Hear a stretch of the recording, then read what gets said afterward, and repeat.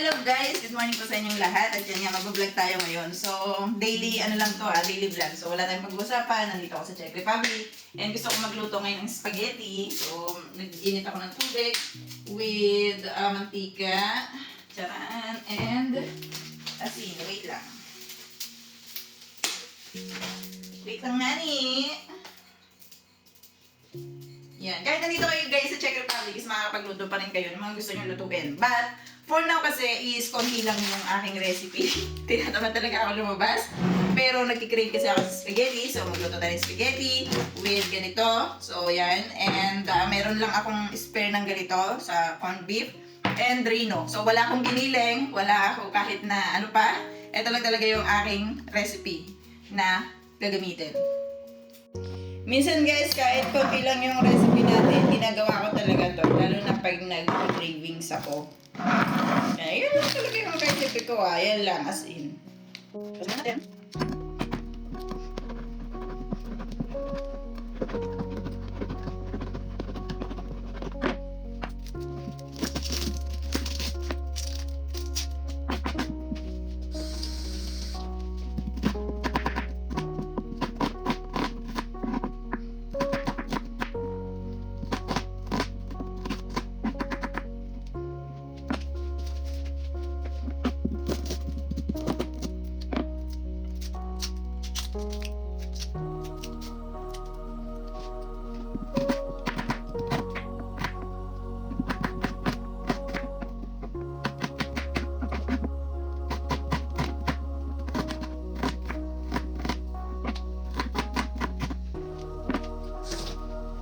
Ayan guys, pinayak tayo ng ating ginayat na sibuyas. Actually, hindi talaga ako naglalagay ng bawang. So, sibuyas lang talaga. So, dinalawa ko siya.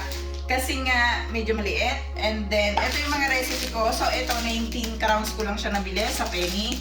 And ito naman, dala ko kasi ito galing ng Pilipinas. So, siguro dito, mga nasa 45 to 65 crowns. Something like that. And then, ito namang reno, isa Pinas din to nang galing nung umuwi nga ako.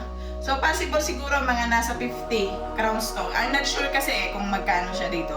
And then, ito is nasa 40 plus. So, sabihin na lang natin, range natin ng 50.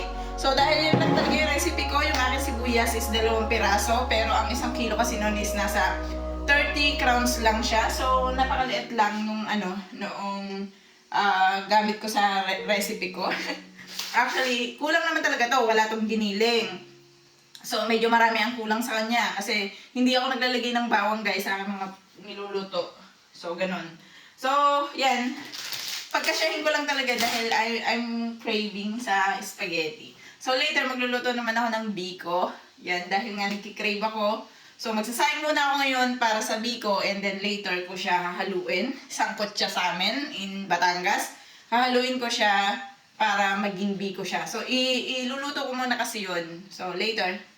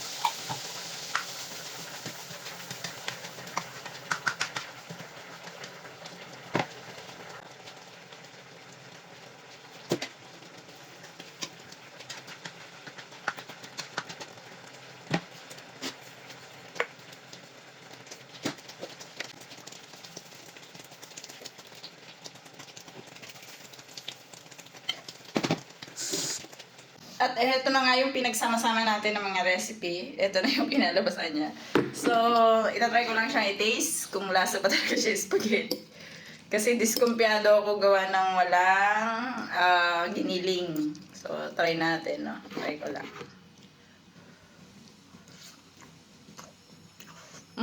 Okay lang.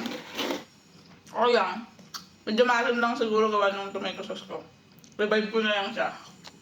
Na-revive ko na guys. Nilagyan ko ng konting i-buff. Kasi nga, nagagatas ako pag nagluluto ako yung ibab. Konti lang.